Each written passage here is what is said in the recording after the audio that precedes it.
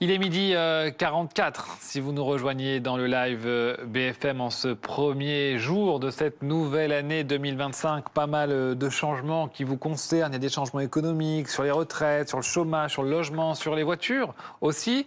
Et puis il y a des changements concernant votre santé. On fait le point avec vous, Fanny Wegscheider. Alors dites-nous tout, qu'est-ce qui change à partir d'aujourd'hui ? Eh bien, ce qui change, ça concerne globalement le carnet de santé des enfants. Avec ce premier changement, vous allez le voir, puisque désormais, dans ce carnet de santé, il y a de nouveaux conseils qui ont été réactualisés. Des conseils sur l'éducation sans violence, des conseils sur le sommeil des enfants, des conseils également sur la détection de possibles troubles du neurodéveloppement, des troubles qui peuvent donner lieu à cet examen médical qui est ajouté, un examen obligatoire à 6 ans. Ça fait aussi partie des nouveautés. Dans ce nouveau carnet de santé également, on va trouver tout ce qui concerne la prévention des risques liés à l'exposition des enfants aux écrans selon leur âge. On informe également les parents des risques que ça peut comporter en termes de santé mentale, en termes de désocialisation par exemple.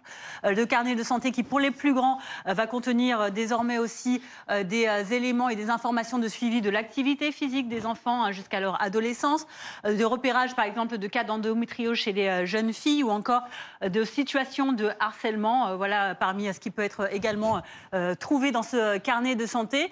Pour les plus petits, de manière générale, il y a également un certain nombre d'examens médicaux obligatoires qui s'ajoutent au nombre de 8, donc pour arriver à 20 examens médicaux obligatoires au total.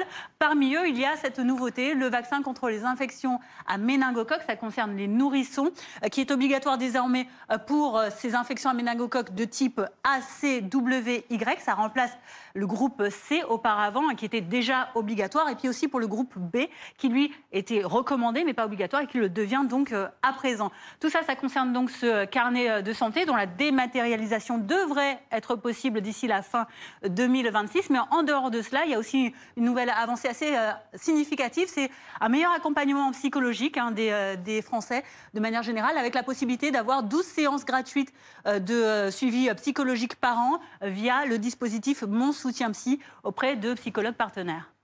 Merci beaucoup Fanny pour toutes ces